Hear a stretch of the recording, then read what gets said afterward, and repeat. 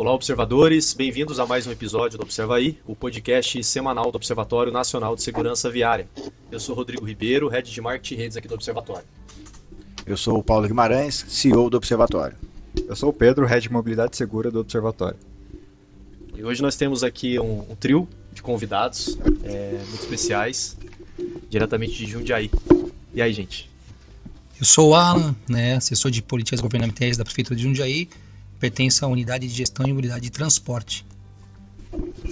Olá a todos, meu nome é Renato Campestrini, sou advogado especialista em trânsito e estou assessor de políticas governamentais para a Prefeitura de Jundiaí na Unidade de Gestão de Mobilidade e Transportes. Olá pessoal, tô falando do lado certo? Eu sou o Fábio, eu sou engenheiro civil e atuo como assessor também no Departamento de Engenharia e Mobilidade da Unidade de Gestão e Mobilidade e Transporte de Jundiaí. É um prazer estar aqui. Obrigado pela visita. Vocês já conheceram aqui a sede do Observatório, o Parque Tecnológico também, onde o Observatório está sediado. É um prazer tê-los aqui com a gente nesse episódio. Já vou te adiantar, pra você ficar esperto aí, Rodrigo, você é o nosso host aí, eles estão fantasiados aqui de funcionários públicos, mas o Fábio ele é atuante também em rede social, a gente acompanha. O Campestrini tem um quadro no programa, já tem ainda, Campos? Ainda faz lá? Tenho, na Rádio Cruzeiro FM 92,3 de Sorocaba, tem um quadro quinzenal chamado Espaço Mobilidade Urbana, onde ao vivo a gente atende as demandas da população de Sorocaba, da região, uma audiência estimada de 2 milhões de pessoas. Então a gente desenvolve esse trabalho de levar um pouco de informação, conhecimento sobre trânsito, mobilidade urbana, comportamento seguro no trânsito para as pessoas de Sorocaba e região. E o Alan marqueteiro, né? Marqueteiro aqui entre nós. Isso, eu sou profissional de marketing aí, e atuando na gestão pública, Então a gente aqui, eu falo que tem o trio Parada Dura, aqui é o trio Mobilidade. Muito bom. Muito bom. Eu quero cumprimentar o Observatório, o Paulo, que é a equipe pelo novo espaço, novo ambiente. Eu compus a equipe do Observatório de 2016, 2019, e era lá em Indaiatuba. E as novas instalações aqui estão de parabéns, o nível do Observatório, mesmo o trabalho que desenvolve, a importância que tem para a sociedade brasileira. As pessoas às vezes não entendem o que é o Observatório. Mas isso aqui, as pessoas não sabem que aqui é a casa do Maio Amarelo. É aqui onde se desenvolve políticas de segurança viária, políticas para um trânsito melhor, mais ético, mais seguro, cidadão, pegando um pouco do gancho do mote do Paulo Guimarães aqui dos anos passados, Paulo? Então, parabéns pela estrutura aqui, maravilhosa a nova casa, parabéns. E aliás, Rodrigo, eu tava comentando aqui com os meninos, a casa aqui é linda demais, e quem não conhece, Paulo, os observadores tem que vir conhecer. É impressionante, além de ser aconchegante, bem funcional, Eu falei que é o cowork da mobilidade. É isso aí, tá aqui, a gente já falou outras vezes, aqui tem um espaço para os parceiros, os observadores e tal, e vocês citaram o Maio Amarelo, eu ganhei um presente aqui, Quer falar um pouquinho sobre isso aqui, ó? Paulo, é o seguinte, nós atuamos em Jundiaí há alguns anos aí na mobilidade de transporte. Mas só um marqueteiro, por favor, você tem que fazer uma audiodescrição do que você está segurando aqui. Calma. Calma, a gente vai... A câmera não está ainda, não é videocast aí, não. Nós entendemos a importância do observatório, e aí das campanhas, tanto publicitária quanto das campanhas que são disparadas para fazer nas ruas, para atingir a população em geral. E a gente sabe da importância da educação de trânsito e da prevenção. E aí o prefeito Luiz Fernando Machado, junto com o nosso gestor de mobilidade, que é o Aloysio Queiroz, que é o nosso comandante da pasta, falou em conversa com o grupo, a gente falou quais serão as pessoas que serão homenageadas como amigo do trânsito, E num bate-papo nós temos que homenagear quem? O Observatório, que fomenta isso há muitos anos no Brasil, está fazendo 10 anos, agora em 2023, e a gente sabe da grande importância do Observatório, que vem semeando, as boas práticas de um trânsito seguro. Então, Paulo, eu estou aqui segurando uma placa de homenagem, e vou ler para você. Homenagem à Prefeitura do município de Jundiaí, por meio da Unidade de Gestão de Mobilidade e Transporte, parabeniza o Observatório Nacional de Segurança Viária por ações promovidas para um trânsito seguro e responsável. Assina aqui Aloysio Queiroz, que é o nosso gestor da pasta, e o prefeito Luiz Fernando Machado. E Jundiaí, que faz parte do município Laço Amarelo.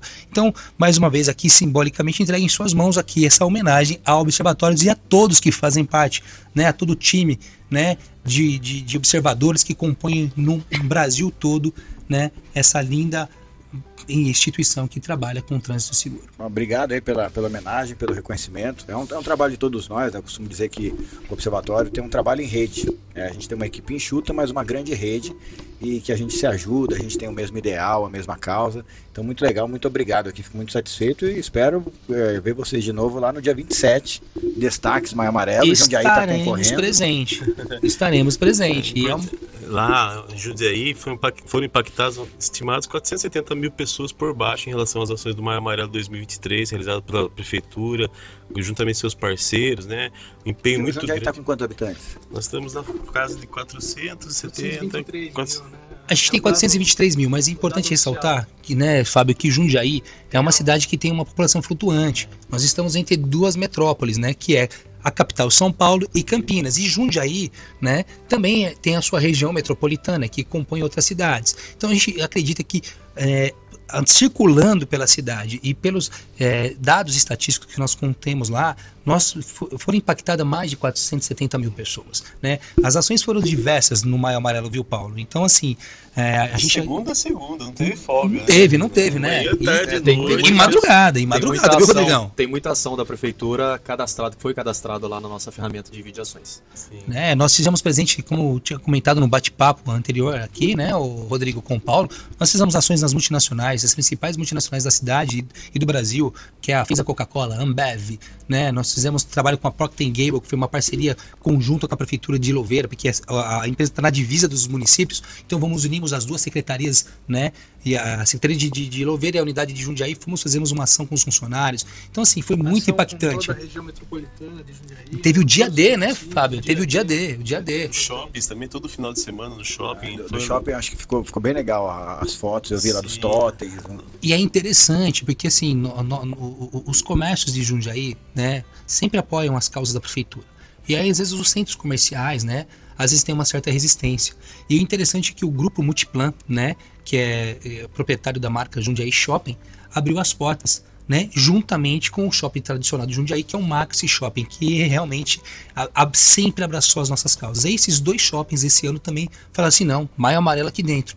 E o superintendente do grupo Multiplan lá do Jundiaí Shopping ficou impressionado como é, né, a aceitação da população dentro do shopping. O que é legal você falar aí, Fábio. Você teve uma experiência bacana lá, né? Se você me permite, eu vou aproveitar agora a sua fala e vou pegar um gancho aqui, Paulo. Porque assim, realmente foi muito bem aceito, né? Os centros comerciais e todas as empresas, os comércios e tal. E aí a gente também dá a oportunidade dessas empresas entenderem também que elas podem participar como empresas Laço Amarelo junto do Observatório, né? Acho que seria uma boa sacada assim, a gente se aproximar um pouco mais lá junto com o Observatório, fazer uma campanha pesada para trazer mais força ainda pro Laço Amarelo aí, pro Maio Amarelo, né? Não, é legal, né? Porque a gente tá falando dessas ações, né? O shopping, as empresas que estão abrindo as portas e tal, mas qual é o papel da prefeitura, né? Qual é o papel do município em toda essa estratégia de segurança viária? Porque a gente tem assim, e acho que eu tenho falado bastante isso, né? O Maio Amarelo, ele trouxe uma oportunidade da gente ver as ações acontecendo em outros setores da sociedade, né? A gente até o Maio Amarelo, até a fundação do movimento Maio Amarelo, a gente tinha as ações concentradas sempre na mão do poder público e principalmente ali na Semana Nacional de Trânsito. Então, assim, na visão de vocês, qual que é o papel das prefeituras, dos municípios para a contribuição para a gente atingir as metas que o Brasil precisa atingir? Como é que vocês enxergam isso? Olha, Paulo, é bem interessante isso que você está falando, porque o Maio Amarelo nasceu de uma iniciativa da sociedade civil, né? E muita gente hoje já não consegue mais enxergar, né? Que é algo da sociedade civil. Por quê? Porque foi uma ação muito bem aceita pelo público geral. E aí a iniciativa pública pegou carona.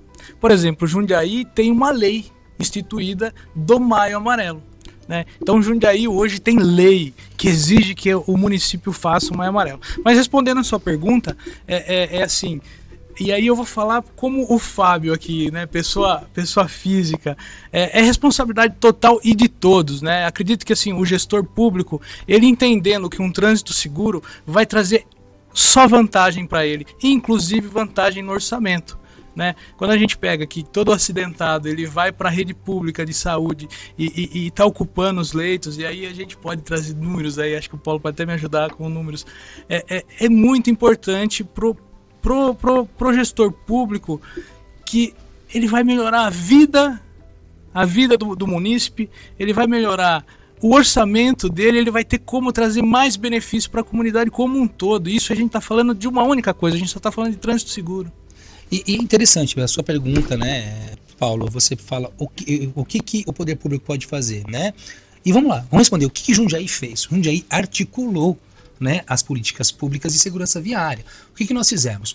Nós preparamos materiais, então qualquer cidadão, desde a pessoa física à pessoa jurídica, teve acesso a materiais, né, de cartazes, faixas, banners, né? Teve oportunidade de receber palestras de pessoas que tenham conhecimento para transmitir sobre o assunto de segurança viária, ou seja, o Campestrini foi destacado para fazer palestras, então o poder público forneceu, de repente aí o Campestrini forneceu o Fábio para poder fazer palestra. O Fábio, rodou mais que nota de R$1, gente, deu palestra. Só não deve ter rodado mais do que o Paulo. Não, mas você sabe que Jundiaí tem um fã-clube do Paulo lá, viu, Rodrigo?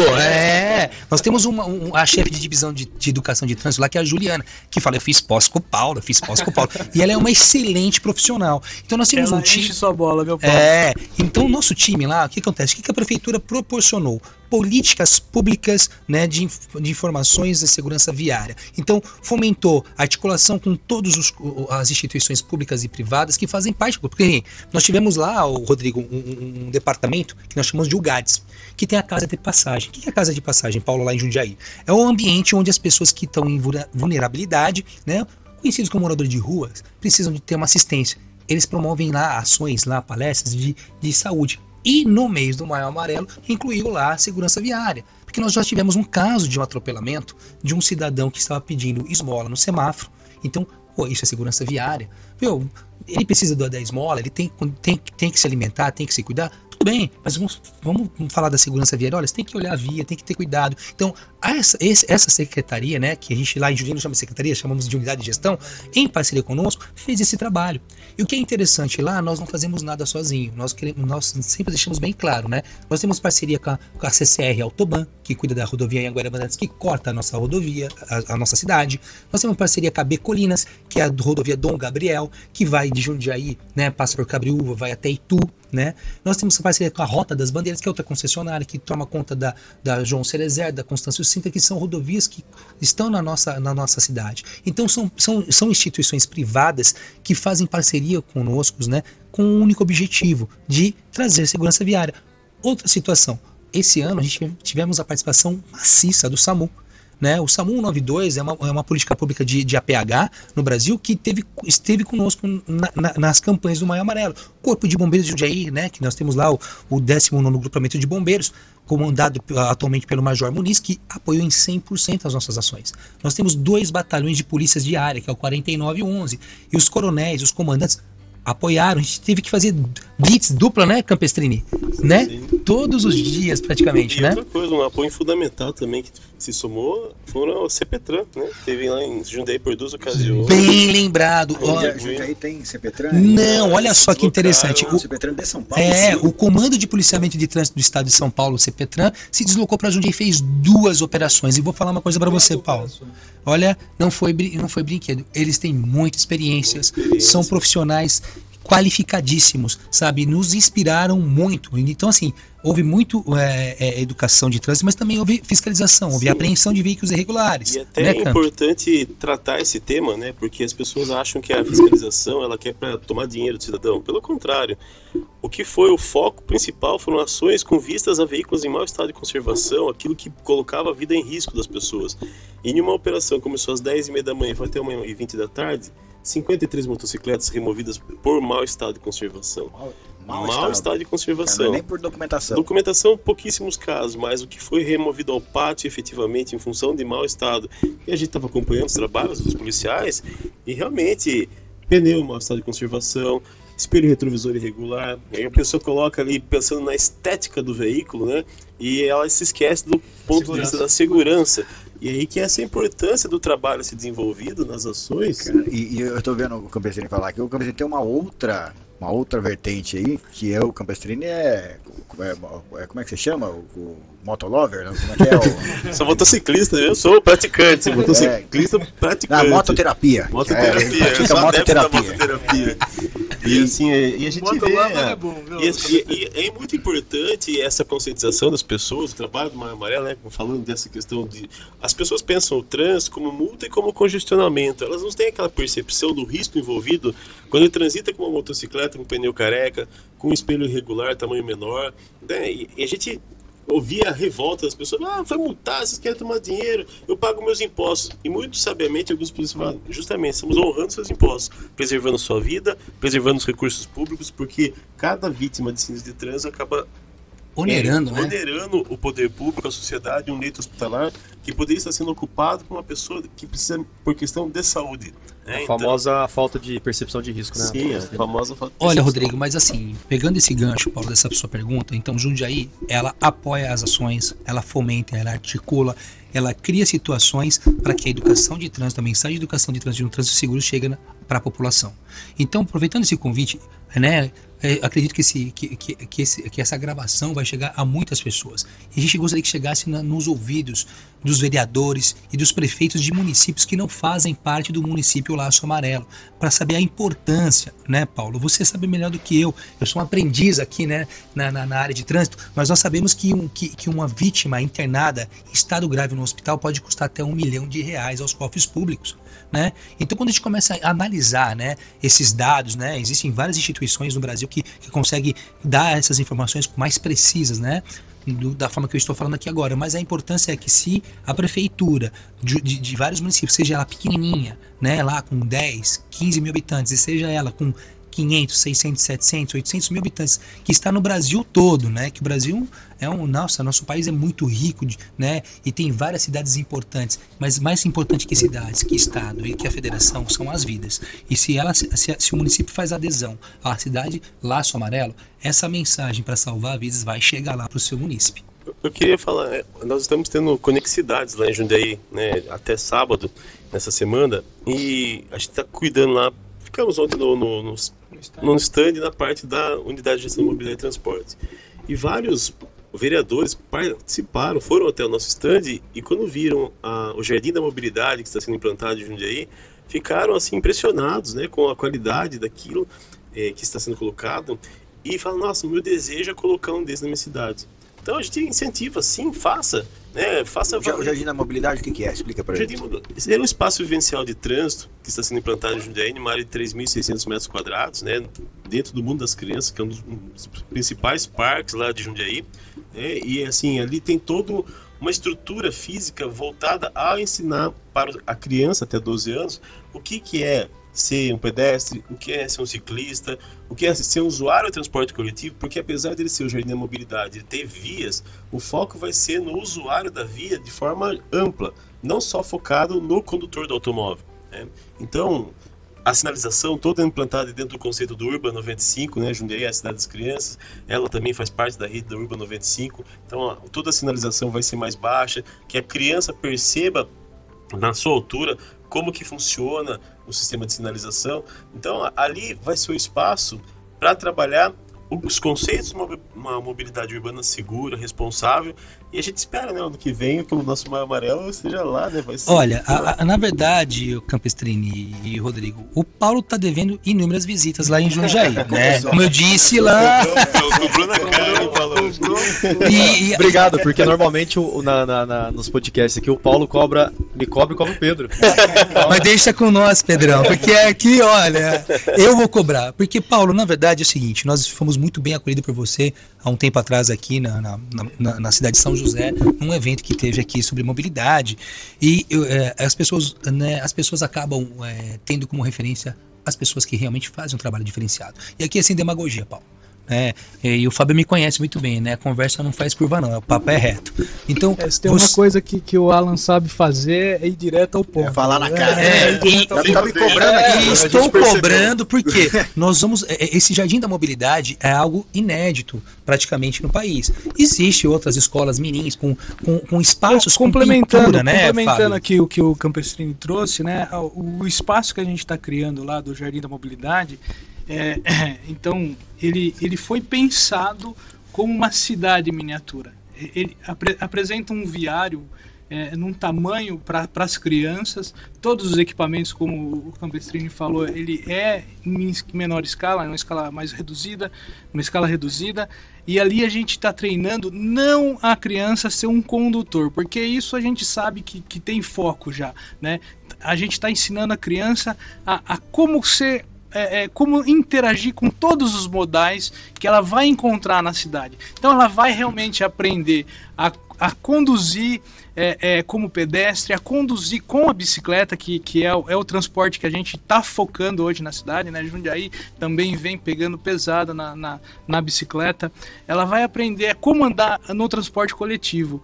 E é esse negócio que a gente está trazendo, que o Alan disse que é inédito, porque não existe nenhuma, pelo menos nas nossas pesquisas, uma infraestrutura no Brasil dedicada a isso. Geralmente o que o pessoal faz? O pessoal pega um espaço, sinaliza esse espaço e usa, então faz uma adaptação, né? E a gente não, a gente está criando uma infraestrutura realmente de cidade. E essa infraestrutura, né, Fábio, ela está no Parque Mundo das Crianças. O que é? É um parque, né, que tem o conceito de escola sem paredes. Então lá é um ambiente onde as pessoas, né, as escolas municipais, né, os alunos vão para lá. Então é uma escola sem paredes. E aproveitando isso, vai ter o espaço do Jardim do Trânsito. Por que Jardim do Trânsito?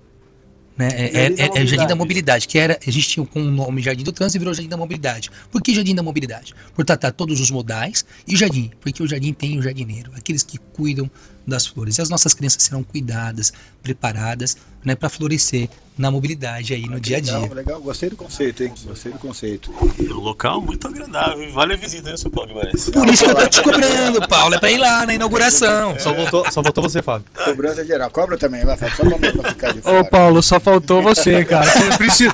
Então vamos assumir o compromisso aqui. A gente vai passar a data certinha da inauguração, que a gente inaugura ainda esse ano, se tudo correr bem. Boa. E aí o Paulo tá assumindo o compromisso aqui ao vivo de estar lá. Pedrão, Rodrigo, né? E eu vou falar uma coisa, esse negócio de compromisso público é importante. A gente falou do município Laço Amarelo. E o que acontece quando um município adere? É lógico, o observatório começa a dar esse apoio, fornecer os conteúdos e tal, aquela coisa toda. Mas mais do que isso, quando o município assina a adesão ao programa Laço Amarelo, ele está se comprometendo publicamente e dizendo para a sociedade que a pauta segurança no trânsito é importante para aquela cidade. E quando a gente assume compromisso público, a gente fica, eu vou usar uma palavra que talvez não seja a mais correta, mas a gente fica constrangido, né? Vai ter que entregar, então vou ter que ir lá. Agora acabei de assumir o compromisso público, vou ter que ir lá em Jundiaí. E eu vou contar uma história para vocês de Jundiaí, talvez vocês já saibam, né? Vocês falaram da Ju, queria mandar um beijo, um abraço lá pra Ju. Olha aí, Ju, lembrou de você, tá vendo, parceira? Não, esses dias teve alguma coisa, acho que foi uma preparação do Maio Amarelo, mandou um e-mail assim, né? Aí veio lá o e-mail de Jundiaí, Juliana, eu falei, nossa, Juliana, Juliana, você é a Ju? Eu respondi pra ela, mas por que é interessante, por que a gente se conhece já há bastante tempo? Acho que todo mundo conhece uma iniciativa do governo federal, que aconteceu a partir do Ministério da Saúde, chamado Projeto Vida no Trânsito. Foi naquela época da pegada, do primeiro ciclo da década, né? E o Brasil implementou em todas as capitais o Projeto Vida no Trânsito, depois ampliou para algumas outras cidades. Mas o embrião do Projeto Vida no Trânsito, né, não sei se vocês sabem dessa história, mas ele partiu de 3 cidades brasileiras, 2 delas, São José dos Campos e Jundiaí.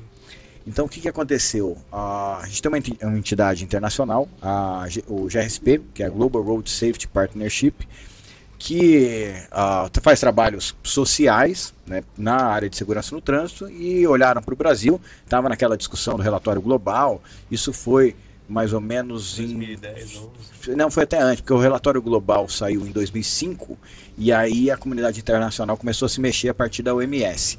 E aí o Brasil estava lá, né? Sempre figuramos naquele ranking horroroso que a gente participa, ranking glória das mortes e tal. E aí falou, pô, precisamos dar uma ajuda para o Brasil, né? Isso veio lá da comunidade internacional. E aí foi instituída uma proposta de metodologia para ser aplicada nas cidades brasileiras, e eles precisavam de cidades laboratório. Então foi escolhida a cidade de Guaíba, no Rio Grande do Sul, como representante de cidades até 250 mil habitantes, Jundiaí 250 a 500 e São José dos Campos acima de 500 mil habitantes. qual que era o teste, qual que era o laboratório? Saber se a metodologia ela funcionava para todos os tipos de cidade. Então, cidade pequena, cidade média, cidade grande. E deu super certo. Tanto que a base do projeto Vida no Trânsito, a metodologia, onde você tem ali a formação de parcerias, a parte de estrutura de dados, estruturação de programas, aí você vincular os projetos e ações a esses programas, os indicadores intermediários, indicadores finais, repactuação, revisão, tudo isso veio dessa metodologia que a gente rodou, acho que por 2 ou 3 anos nas cidades. E, inclusive, o resultado final dessa metodologia, aí sim, em 2009, foi que naquela primeira reunião, né, eu gosto de falar que é a reunião de nome grande, né? Porque foi a primeira reunião global, interministerial, de alto nível sobre segurança viária. Foi um grande gigantesco nome. Mas lá, São José dos Campos, aí das 3 cidades, São José foi a que teve a maior redução nos índices de mortes no trânsito, e São José dividiu com o GRSP um prêmio em 2009, que foi lá em Moscou, né, naquela primeira reunião que aconteceu, que foi um prêmio chamado Prince Michael of Kent Road Safety Awards, que é um prêmio oferecido pela coroa britânica para ações mundiais. Foi a primeira vez que uma instituição pública recebeu esse reconhecimento mundial. Muito bom. Então, hein? é uma história. E aí a Ju e a Ana Paula, não sei se a Ana Paula tá lá, a Ju e a Ana Paula, que eram os pontos focais, né, as coordenadoras desse projeto lá naquela época. As duas estão lá. Posteriormente, esse projeto surgiu em Sorocaba, que fazia parte da equipe lá também. A gente trabalhou muito junto essa questão da redução de número de sinistros de trânsito na cidade, e essa metodologia dá resultado, de fato, né? Então você começa a trabalhar os indicadores, começa a trabalhar os fatores de riscos envolvidos no sinistro de trânsito, você começa a colher o resultado, né? E quem trabalha na área de trânsito obrigatoriamente tem que ter dados, né? Tem que trabalhar as informações, saber como funciona tudo isso, para que você possa até mesmo prestar contas à sociedade dos investimentos que são realizados. Quando você coloca um radar numa via, não é para arrecadar, como todo mundo falar, é para tomar dinheiro. Não existe a indústria da multa, né? O nosso amigo Horácio Figueira já falou mais uma vez, né? Para cada multa lavrada, 10 mil passam incólumes na cidade de São Paulo. Então, se a gente extrapolar isso para o país, quantas mil vidas acabam sendo desperdiçadas, que se uma fiscalização mais eficaz poderia ser realizada? E o dado é a base, a metodologia, ela fala isso, né? O dado é a base. Se você sai fazendo um monte de coisa, colocando dinheiro, é lógico, toda ação é bem-vinda, mas quando você faz uma ação focada e fundamentada, é muito melhor. E aí eu quero chamar o Pedro para a conversa, porque o Pedro tá bem quietão aqui, mas Pedro, tá fácil conseguir dado no Brasil, porque a gente tem um desafio aqui, né? Não sei se vocês sabem, a gente está estruturando aqui o MobiLab, e acho que qual que é o desafio aí, Pedro? Como é que tá de dados aí, disponibilidade de dados? Acho que o maior desafio brasileiro atualmente são os dados a nível municipal. Sim. Então, conseguir coletar todos eles, mais de 5 mil municípios, padronizar. E quando a gente olha para o cenário municipal, existem municípios muito diferentes no Brasil. Então, a gente tem aí Jundiaí, São José dos Campos, que tem nível de coleta melhor, mais indicadores, maior infraestrutura. E tem municípios com abaixo de 20 mil habitantes, 10 mil habitantes, que não tem muita cultura e aí muitas vezes não estão nem integrados ao Sistema Nacional de Trânsito. E é importante isso, né, Pedro? Porque se eu não sei onde estou, né, não sei para onde eu vou. E os dados são importantes para isso, né, para te dar um norte, né? Gancho, assim, no outro trabalho que eu desenvolvo, estou presidente da Comissão de Mobilidade Urbana da OAB Sorocaba. Também, às vezes, a gente é questionado por alguns colegas referente a sinistro de trânsito. E você vê que os nossos números, se você pegar de fato, eles são menores do que o real. Porque você pega muito sinistro de trânsito que não tem vítima e acabou não fazendo boletim de ocorrência. Tendo material, acaba acionando seguradora para fazer o reembolso do prejuízo causado, tudo mais, gera um processo judicial, mas você vai olhar para entender a dinâmica daquele sinistro, não tem um boletim de ocorrência para informar. Então, além aquilo que a gente trabalha, né? Lembra que a gente falava lá atrás, em 2011, que os dados oficiais apontavam 45 mil óbitos, mas há quem diga que poderia chegar perto de 100 mil. Eu não duvido muito, porque é muito e assim, a subnotificação, depois que foi implementado o boletim eletrônico, e antigamente, quando a gente começou a desenvolver metodologia, eu vou falar acidente para tu me entender, né? Mas, o sinistro é um acidente, né? Leia-se sinistro, assim. Mas a gente registrava até os 100 vítimas, né? E a gente tinha dentro da metodologia 5 classificações diferentes de acidente, de vítimas, né? A gente tinha o sem vítima, o com vítima leve, que era aquele que tinha algum tipo de ferimento, mas não ficava internado por tempo superior a 24 horas, o vítima grave, que é aquele tempo de internação superior a 24 horas, o fatal no local, e o fatal até 30 dias, que você faz o acompanhamento dessa vítima aí pelos 30 dias. Quando você tira, hoje, e a gente não tem, né, Pedro? Acidente sem vítima não contabiliza. E assim, tem uma discussão também mais atual que se existe essa questão do sem vítima. Porque tem pessoas que estão transformando isso para envolvido. Às vezes um envolvido que não é teve interessante, lesão. né, Pedro? Você fala isso, né? Envolvido sem lesão? Interessante. Hein? Ele é uma vítima também desse sinistro. Você sabe que... Mesmo que ele não tenha lesão. Boa. Eu gostei disso aí. Você sabe que eu participei, Paulo, de uma palestra de um médico da área de APH. E eles estavam usando o exemplo de Israel. Agora, se não é verdade, né, que quem tiver conhecimento e ouvir esse podcast possa nos esclarecer, né? Mas diz que, por exemplo, em Israel, a pessoa que observa algo grave, lá tem muito atentado terrorista. As pessoas que observam também é contabilizado como vítima, porque pode ser o trauma psicológico. E você para pensar, Paulo tem muita razão nisso, né? De repente, quantas pessoas está passando? Já percebeu que, né, tem um sinistro, né, o acidente de trânsito, né, Fabião? E aí o pessoal brasileiro tem aquele costume de reduzir a velocidade de olhar. Quantas pessoas ali foram impactadas por aquele acidente e levam trauma de ver a situação? Então você percebe que a gente é muito pobre, né, em dados para a gente poder fazer os nossos trabalhos, né, mais eficazes e eficientes na educação. E aí, Paulo, Pedro, Rodrigo, eu queria trazer uma experiência de campo aqui para falar de dados. Né? Eu faço muito atendimento onde a população chama a unidade de gestão para mostrar que ali tem um problema, que ali tá muito perigoso o trânsito, o pessoal tá correndo demais, tá causando muito acidente e vai causar morte. E eu escuto muito assim: vocês vão esperar alguém morrer para poder colocar, fazer alguma coisa, trazer uma solução para cá? E eu faço isso muito, eu faço isso praticamente todo dia. Eu vou a campo e eu encontro essa situação. E aí o que acontece? Quando você vai buscar os dados, a gente não tem dados. E o que o Alan falou é verdade. Se você não sabe onde você está, você não sabe para onde você tem que ir, ou para onde você quer ir, né? E os dados é importante. E eu falo isso para os munícipes, eu falo para o pessoal. Às vezes a rua é estritamente residencial, então quem está andando por ali, quem está circulando por ali, são os moradores, são seus vizinhos. Vamos conversar com os vizinhos. Olha, meu filho brinca por aqui, meu filho caminha por aqui, meu pai é idoso, você, seus filhos, vamos fazer um trânsito mais seguro. E aí, Paulo, o ponto-chave é o seguinte: mas eu não quero incomodar meu vizinho, eu não quero ter atrito. E aí vem o lance da responsabilidade. Gente, todos nós somos responsáveis por um trânsito seguro. Inclusive por chamar a atenção dos outros. Mas você tocou num ponto interessante, porque assim, a gente discutiu muito, quando eu participei das discussões do Manual de Semafórica, e a gente discutia muito isso, né? Porque o critério antigo para a implantação de sinalização semafórica levava em consideração a ocorrência. E a gente brincava, era assim, né?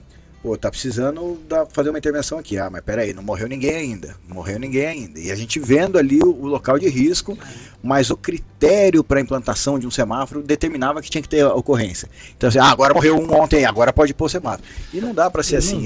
E a ideia, na metodologia que deu base para o PVT, era a gente chegar num nível de monitoramento, né, de local de risco, mas de quase acidente, que você vinha lá nessas 5 classificações, aí você começava a juntar, a população pedindo lombada, né? Aí o técnico vai lá, eu sempre uso esse exemplo, né? O cara tá pedindo lombada lá, um 56 da vida lá que é lombada.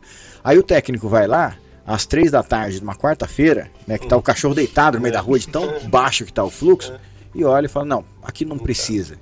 Então falta ele ir lá e conversar com a pessoa que está pedindo, porque a pessoa que é leiga, né, não nós que somos técnicos, a pessoa que é leiga, ela não sabe exatamente o dispositivo, ela está pedindo a lombada porque ela está enxergando o risco ali e que alguma coisa precisa ser feita, mas não necessariamente, aí a gente nega, fala: não, ali não cabe lombada. E morre ali o atendimento, e não pode, né? O papel do poder público, né, principalmente a prefeitura que está junto do cidadão lá. E a gente tem encontrado assim, uma certa resistência na legislação também, que em alguns pontos ela tem retroagido, né?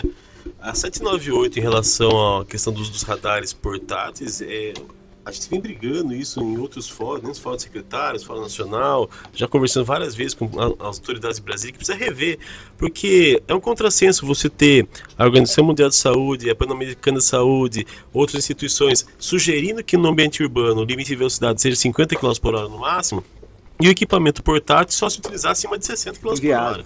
Então, assim, tem cidades que a gente conhece por aí que regulamentaram o limite de velocidade em 50, utilizavam o equipamento portátil de forma aleatória nas suas vias para tentar incentivar o respeito e tiveram que ou aumentar o limite de velocidade ou parar de fiscalizar porque não tem mais o dispositivo legal que permita isso, né? Então, é um retrocesso que, aos olhos de alguns, soa como maravilhoso, porque não vou ser autuado, mas a conta na segurança viária a gente acaba pagando e tendo que responder. Olha só, você acabou de me dar uma ideia, ô Campos, porque, Pedro, eu tô pensando aqui, porque essa restrição veio por meio de uma resolução. Sim, é 798/2020. Tô aqui com o advogado, vou abusar aqui que é uma norma infralegal, não é isso? Sim, mas é que está dentro das competências do CONTRAN regulamentar. Mas assim, é uma decisão do CONTRAN, a gente não precisa passar por um projeto de lei. Tô te perguntando isso porque a gente está participando aqui, vou pedir pro Pedro falar um pouco sobre isso. A gente está participando de uma ação de advocacy, né? Então o que é o advocacy, para as pessoas entenderem? É a gente influenciar as autoridades públicas na modificação ou construção de leis em prol do trânsito seguro. E aí a gente está participando de uma ação de advocacy para já está protocolado, PL, não está, Pedro? Já foi protocolado. Explica um pouquinho aí dessa ação que a gente está participando. Então, esse projeto de lei ele visa modificar dois artigos ali, ou 2 itens do Código de Trânsito Brasileiro, que são os limites de velocidade por hierarquia da via. Então, reduzir o limite de velocidade das vias, eu acho que está como trânsito rápido, não lembro como está no código. Via local, arterial, via trânsito rápido. Diminuir as de trânsito rápido para 60 por hora em ambiente urbano e as arteriais para 50 por hora em ambiente urbano. E outro aspecto também é liberar a fiscalização por velocidade média. Então, radares de 2 pontos. Sim, essa velocidade média, São Paulo chegou a testar isso em 2017, 2018, né? Até acabou parando porque como não gerava penalidade, o pessoal foi em 6 meses, mais de 1 milhão de notificações foram encaminhadas. Aí é importante também destacar o quanto que as pessoas falam, né? Precisa educar. A ação educativa resultou que ninguém respeitava, né? Então a gente tem o mundo ideal e o mundo que a gente tem efetivamente nas vias públicas, o real. Então, assim, é isso que a gente fala. De fato, tem que ter o papel de educação? Tem. Mas o de fiscalização também tem que ser exercido, porque você só educar sem fiscalizar, infelizmente, ainda não surte resultado. E por que eu falei que você está me dando uma ideia? Porque, de repente, Pedro, a gente pode sugerir para o grupo uma ação mais imediata. Porque a gente já tem toda o PL fundamentado, né, com os parâmetros técnicos, todo o embasamento, mas eu acho que a gente pode sugerir uma ação mais rápida, que é via Conselho Nacional de Trânsito, reverter isso, porque a gente tentou, né? Eu estava ainda lá no Fórum Nacional, a ABTrans também chegou a fazer documentação, inclusive minutas de alteração da resolução foram encaminhadas à época ao Ministério da Infraestrutura, né, que era a pasta responsável pelo Conselho Nacional de Trânsito CONTRAN, e ele ficou de avaliar e a gente não teve retorno. A resolução continua até hoje em vigor. Eu acho que a velocidade é um dos principais fatores de risco, é o que a gente mais ouve de reclamação da sociedade, e essa limitação imposta ao uso dos equipamentos portáteis vai contra o critério de você ter um trânsito mais seguro, né? Já adorei a visita de vocês, já recebeu uma homenagem, já recebeu cobrança, teve de tudo um compromisso aqui, e aí essa é uma ação importante, isso aí é legal, vamos pautar isso com o grupo, né? Eu acho que dá para pegar esse episódio aqui, Paulo, colocar lá no Observatório Academy, uma aula, verdade, né? Uma aula, verdade. Mas muito bom. Mas eu falo que é legal, essa iniciativa de vocês aqui é muito importante, porque eu estava conversando com alguns profissionais do trânsito nesses últimos dias aí, visita outras cidades que eu tive, e o pessoal fala muito que falta um espaço para que os técnicos possam falar, trocar as ideias de fato em relação àquilo que os aflige em suas cidades. O papel que o Fórum Paulista exerce muito bem aqui no estado de São Paulo, Fórum Nacional também, mas há certas limitações, porque tem uma pauta corrida, precisa, né? Às vezes a questão do transporte coletivo acaba se impondo. Então, você ter um espaço como esse aqui, pela estrutura do observatório, colocando técnicos para falar e levando essa informação a nível nacional, é muito bom para compartilhar conhecimento. E por falar em espaço, eu já estava esquecendo de fazer a minha cobrança semanal. Ei, chegou, Rodrigo. Quem está sempre devendo, né? Peraí, pessoal, vou no banheiro rapidinho. A gente vai ter um espaço como esse no site do Observatório, que é a nossa área de membros. Essa é a cobrança, a área de membros, que precisa ser estruturada lá no nosso site. Mas a ideia é que a gente tenha lá no site do Observatório um fórum, né, técnico baseado nos pilares do Penatrans, para a gente poder proporcionar esse tipo de ambiente de discussão. E aí eu quero saber do prazo, Rodrigo. Então, vamos mudar um pouquinho de assunto aqui? Em breve. Em breve. Em breve. Hã? Começando, é assim que fala, não? No próximo episódio do 007, né? Assim. Mas o Campestrini é legal porque o Observa aí é mais um espaço para a rede do Observatório. Sim. Então, a gente tem aqui esse podcast também, justamente para recebê-los, enfim, receber todos que fazem parte da rede, que possam participar, não só ouvir, mas que possam participar de fato, assim como vocês estão fazendo aqui hoje. Então, parabéns. Valeu. Vamos virar a chave um pouco aqui, trazer um pouco da agenda do Observatório para os próximos dias. Queria que o Paulo trouxesse um pouco do Destax e do Enoch, falasse um pouquinho rapidamente aí dos dois. Bom, a gente tem, né? Estamos com inscrições abertas ainda. Tá ainda? Está ainda. Não fechou? Pessoal, Não. corre para fazer a inscrição, porque o número de inscrições já superou a capacidade do auditório. Já passaram de 450 inscrições. A gente tá com uma folguinha aí, tá deixando um pouquinho mais, porque tem gente que acaba fazendo inscrição e não vai e tal, mas expectativa de lotação total lá no evento. A gente vai ser legal porque a gente vai fazer uma retrospectiva dos 10 anos de Maio Amarelo. A gente tem ali uma parte de destaques das ações, então são 6 categorias de ações, então são vários destaques que a gente vai tentar, porque só de inscrição na plataforma foram quase 3 mil, né, Rodrigo? Quase 3 mil. Quase 3 mil ações inscritas na plataforma, fora todo o trabalho de garimpagem que a gente fez aí, é incontável. Hoje nós recebemos uma ligação aqui, né, Paulo, de uma transportadora, né, de uma representante de uma transportadora, perguntando onde que ela conseguia cadastrar as ações. Nossa Senhora. Mas legal. Mas é meio assim, o que eu orientei. É ótimo. E eles fizeram, na verdade, uma campanha durante todo o mês. E o que eles fizeram? Eles esperaram encerrar o mês de maio e produziram um vídeo com todas as ações que foram feitas. Mas eles só concluíram o vídeo agora. Eu falei, não, beleza, a ferramenta de ações ela, né, estava aberta até o dia 5, conforme, né, a gente já tinha divulgado antes. Mas pode postar, pode encaminhar pra gente, marca o Observatório nas redes que a gente compartilha. Laço Amarelo ou não? Não sei. Ah, então, porque é o seguinte, o spoiler do que a gente vai talvez falar lá no Destaques ou em função do Destaques. A gente vai usar a ferramenta de envios de ações do Maio Amarelo e a partir do evento Destaques Maio Amarelo, a gente vai fazer o mesmo estímulo para a nossa rede Laço Amarelo. Então as entidades, os municípios, né, e as empresas que são Laço Amarelo, a gente vai fazer do mesmo jeito que a gente fez. A gente vai deixar aberta a ferramenta para que a nossa rede Laço Amarelo continue inserindo ações, porque em setembro a gente quer fazer na Semana Nacional de Trânsito, ou em função ali da Semana Nacional de Trânsito, também um evento de reconhecimento da nossa rede Laço Amarelo. Então esse acho que é o spoiler do dia. Eu acho que é justamente isso. Para justamente estimular, para que não se concentre só em maio, para que a gente continue avançando. Mas você sabe que você tocou num ponto muito importante, Paulo. A própria população fala para nós, olha, não fica só em maio, isso tem que ser o ano todo. E porque o motorista aqui que faz tudo correto, né, que é do bem, vamos falar assim, motorista do bem, motociclista do bem, ele gosta da ação. Eu abordei um motociclista, né, junto com a polícia militar, né, a polícia militar abordou, fez a averiguação do motociclista, e ele tava lá com a mochilinha do iFood. E aí, tudo ok, moto impecável, sabe, pô, entregador correto. Aí o policial, pode abordar ele agora para educação de trânsito. Aí ele olhou para mim e falou assim, moço, parabéns pela ação, porque sabe o que acontece? Quando vocês fazem esse tipo de trabalho, você separa o joio do trigo. Isso é importante para nós que trabalhamos corretamente.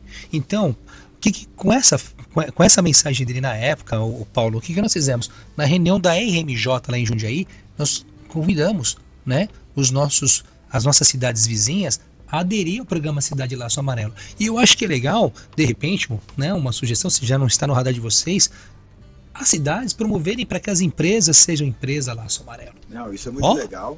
Isso é muito legal a gente ampliar a rede, né? Como eu disse, a gente amplia os compromissos públicos e tem uma participação muito especial, inclusive na promoção do programa Laço Amarelo, que são dos observadores certificados. Eu sei que o Fábio eu sei que o Campestrini você é. Tô esperando seu convite.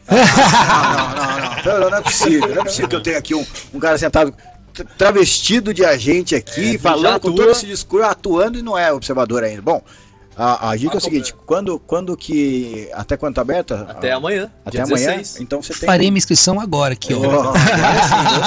Gostei. Compromisso público, hein? Compromisso afirmado. Legal, porque o que a gente vai ter? Então, pegar o seu exemplo. Se você vai fazer a sua inscrição e assumir o compromisso, vai ter que fazer agora, né? Claro! A gente vai ter o ENOC, que é o Encontro Nacional de Observadores Certificados, que é na sequência do Destaques Maio Amarelo. E a gente, esse ano, como não aconteceram nos anos anteriores por conta da pandemia, então o que a gente está fazendo?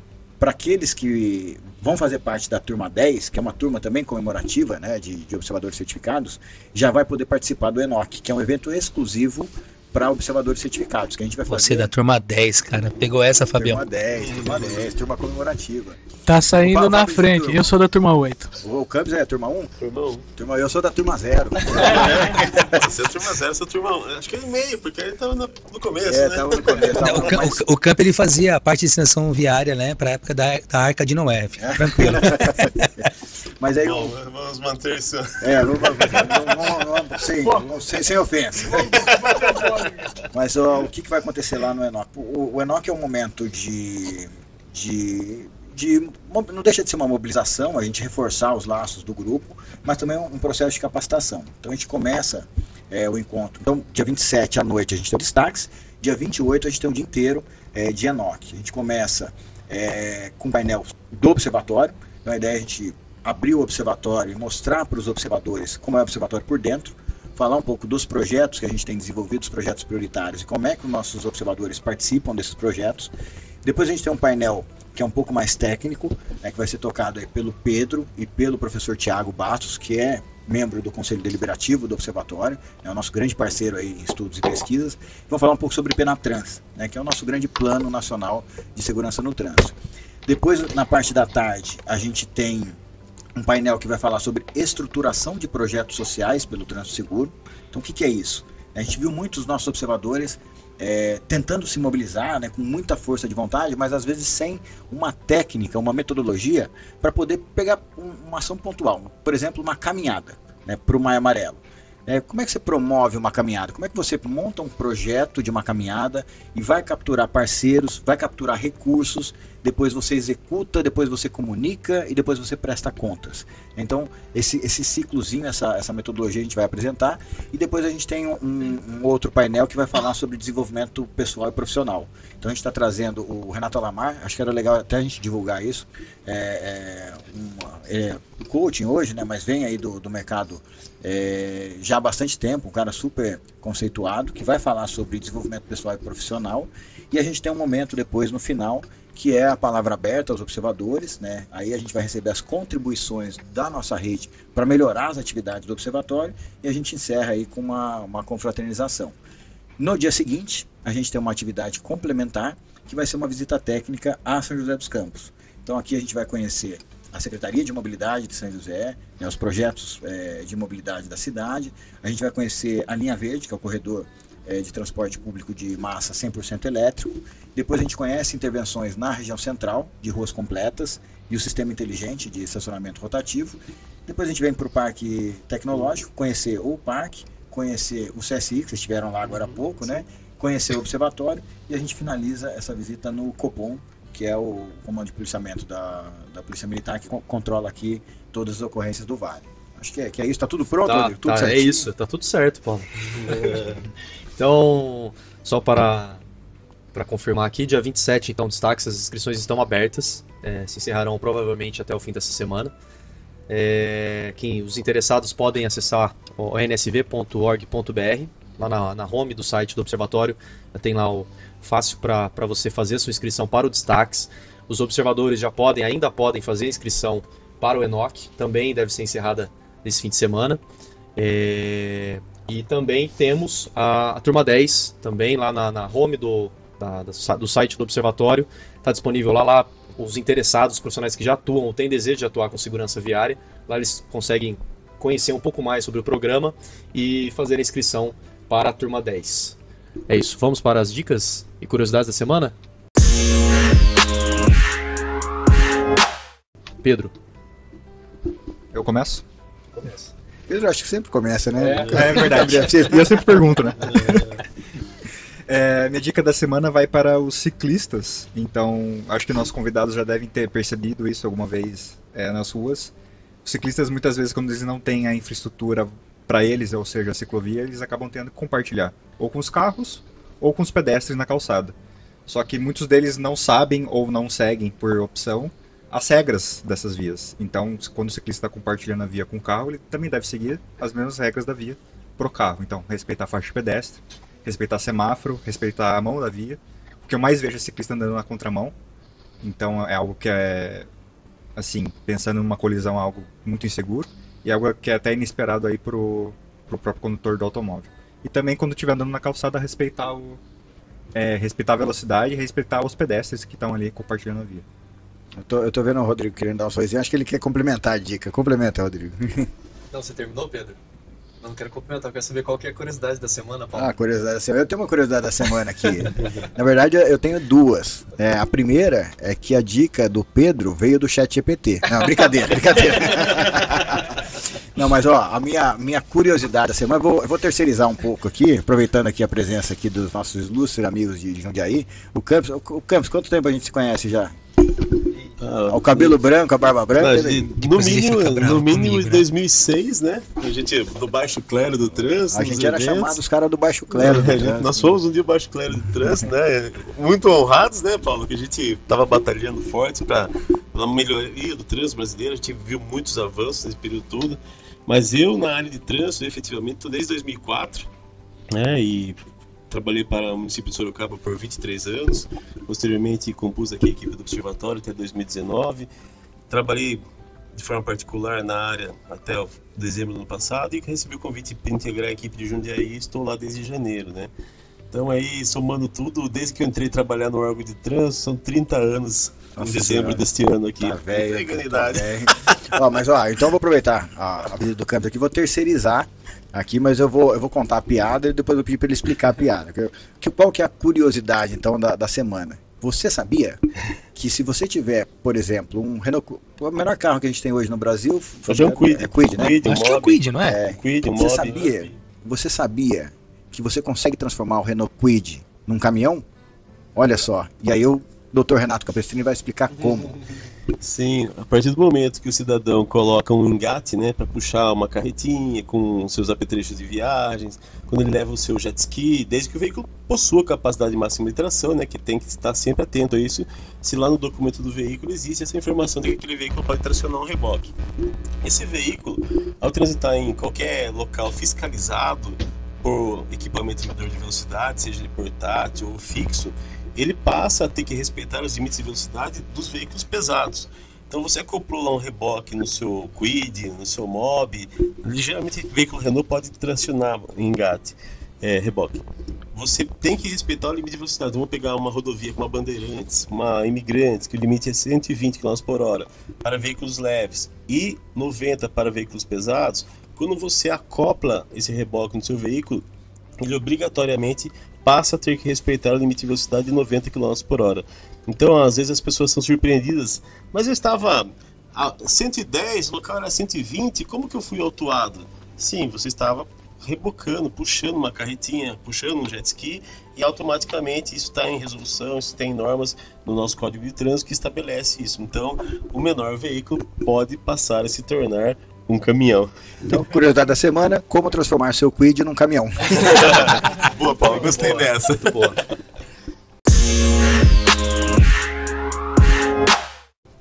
Queria falar algo, Alan? Não? Assim, se eu pudesse falar algo aqui, Paulo, complementando aquilo que a gente vem discutindo a semana, o mês todo de maio, né?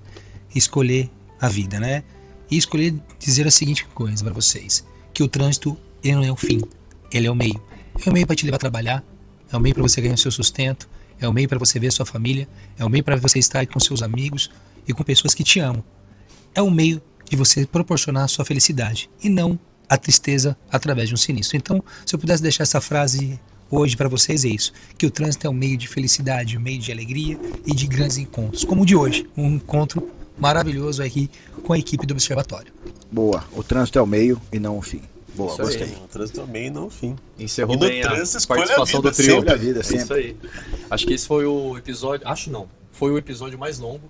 Rendeu, aqui bastante convidado. Rendeu, acho que teria mais 1, 2, 3 horas aí fácil, né, Paulo? Passou rápido, mas para nós aqui foi muito bom também ter um pouco aí dessas experiências que vocês têm feito, tudo que vocês têm feito em Jundiaí. E para nós é muito bom ter recebido aqui a presença de vocês, ter tido essa troca. Eu gostaria de agradecê-los aí pela participação. Nós que agradecemos a oportunidade aqui, né? A gente que aproveita para mandar um abraço, né, para o nosso gestor, o Coronel Luiz, o nosso prefeito, o Luiz Fernando, nosso gestor de finanças, Parimoski, a toda a equipe que faz a Prefeitura movimentar, que nos permite colocar em prática todas as ações do Maio Amarelo, as equipes, o pessoal que vai para a rua, o Wagner, que foi incansável nas palestras, toda a equipe de educação para o trânsito, os agentes da autoridade, os agentes de trânsito que foram importantes nesse processo, os parceiros. O Alan quer complementar mais alguém? Não, você falou exatamente isso, é que nós não fizemos nada sozinho, então todos os agentes de trânsito foram importantes. Se eu for nominar eles, o Paulo, seria injusto, mas o time todo foi importante, né? A liberdade que o Coronel Luiz, o nosso gestor, dá, o prefeito Luiz Fernando, que nos apoia nesse trabalho, né? O Parimoski, que é o nosso gestor de governo e finanças, que realmente é incansável no seu trabalho, né? Ele fala de políticas públicas que dê resultado, e a gente acredita que a educação de trânsito é um resultado, né? Eu ia falar, Fábio, você eu vou roubar o seu lugar, você é o observador mais novo do time, né? Fala aí que você é o observador mais novo agora. Tá abusando, hein, Alan? Bom, vou deixar aqui minhas considerações finais. Primeiro, agradecendo a oportunidade e me sinto muito honrado de estar aqui hoje na sede do Observatório. Paulo, obrigado por receber a gente assim tão bem aqui. Rodrigo, Pedro, obrigado mesmo de coração. E assim, mensagem super simples: Jundiaí fez um Maio Amarelo diferente porque fez um trabalho de plataforma, como está traçado no plano de governo do nosso prefeito. Todas as unidades de gestão abraçaram a causa, né? Então a gente não fez isso sozinho. Agradeço o trabalho de toda a equipe, agradeço demais a oportunidade de novo de estar aqui, estou até emocionado aqui. E vamos lá, vamos puxar a frase do Senatran: no trânsito, escolha a vida. E é isso, temos mais, tem uma Semana Nacional do Trânsito que está por aí, logo, setembro, né? Setembro. E nós não paramos, porque a gente acredita que a vida é o bem mais importante. É isso. Paulo, algo mais? Não, chega, né? Chega. Obrigado aí pela presença aí. Obrigado aí por quem está nos escutando. A gente tem aumentado a nossa audiência, trabalho importante. Então, só agradecer aí e obrigado de novo. E que fique o convite, né, para todos os membros da nossa rede que nos visitem, assim como vocês fizeram. Essa troca é muito importante para nós. Valeu, gente. Valeu. Gostaria de agradecer aqui a todos que nos ouviram até aqui. Agradecer a audiência. Curtam, compartilhem aí os episódios do Observaí. Gostaria de agradecer a toda a nossa rede, aos mantenedores do Observatório, Anfávia, CNT 7 Senat, Mobilidade Estadão, Raizen, Uber, Única, Vibra e 3M, aos mais de 450 observadores certificados, em nome aqui dos nossos dois hoje. Agradeço a todas as empresas, prefeituras, entidades, Laço Amarelo, em especial a Prefeitura de Jundiaí. É isso aí. E também as que aderiram ao Educa e a todas as instituições de acordo de cooperação técnica que nós temos. Valeu, pessoal. Obrigado. Valeu, galera. Até a próxima. Valeu, pessoal. Até a próxima. Tchau.